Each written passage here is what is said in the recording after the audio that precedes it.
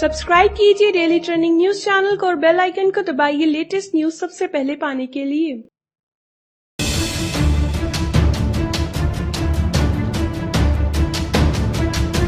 US और Iran के टकराव के बीच विश्लेषक सैन्य संघर्ष की आशंका जता रहे हैं। ईरान की रेवोल्यूशनरी गार्ड्स के प्रमुख जनरल हुसैन सलामी ने कहा है कि ईरान के खिलाफ यूएस का जंग छेड़ना असंभव है। IRGC कमांडर ने दावा किया कि वॉशिंगटन के पास जरूरी सैन्य ताकत नहीं है।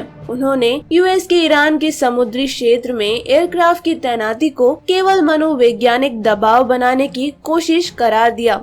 ईरान के अन्य वरिष्ठ कमांडर ने दावा किया कि उनके देश के पास यूएस पर हमला करने के लिए फायर पावर मौजूद है। पिछले सप्ताह ही यूएस का अब्राहम लिंकन कैरियर 40 लड़ाकू एयरक्राफ्ट लेकर खाड़ी पहुंचा था। IRGC एरोस्पेस डिवीजन के प्रमुख अमीर अली हाजीदे ने कहा, 40-50 एयरक्राफ्ट कैरियर वाले प्लेन और 6000 जवानों को ले जाने में सक्षम एयरक्राफ्ट कैरियर अतीत में हमारे लिए बहुत बड़ा खतरा था, लेकिन अब खतरे मौके बन चुके हैं। अब अगर अमेरिकी कदम आगे बढ़ाते हैं तो हम उनके सिर पर वार करेंगे।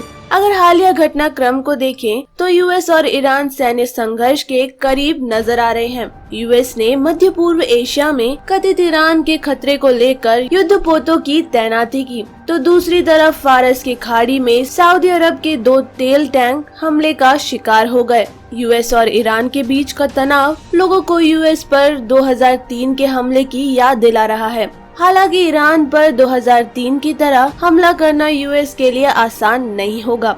विश्लेषकों का कहना है कि इस बार संघर्ष कई तरीकों से अलग है और ये पहले से ज्यादा खतरनाक हो सकता है। 2003 के इराक की तुलना में ईरान ज्यादा सशक्त देश है। ईरान यूएस से किस तरह से जंग लड़ेगा यह भी बिल्कुल अलग है। ईरान इराक की तुलना में बहुत बड़ा देश है। यूएस के हमले के वक्त इराक की आबादी 2.5 करोड़ थी, जबकि ईरान की आबादी 8.2 करोड़ है। ईरान का भूभाग 5,91,000 वर्ग मील है, जबकि इराक के पास 1,68,000 वर्ग मील जमीन थी। एक अनुमान के मुताबिक हमला होने से पहले इराक की सेना में 4,50,000 जवान थे, जबकि हालिया सर्वे के मुताबिक ईरान के पास 5,23,000 सक्रिय सैनिक और 2.5 लाख रिजर्व सैनिक हैं। अगर आपको ये न्यूज पसंद आई तो लाइक और शेयर करें और अपने व्यूज हमें कमेंट करके जरूर बताएं। डेली ट्रेंडिंग न्यूज की रिपोर्ट सब्सक्राइब कीजिए हमारा चैनल लेटेस्ट और इंटरेस्टिंग न्यूज के लिए।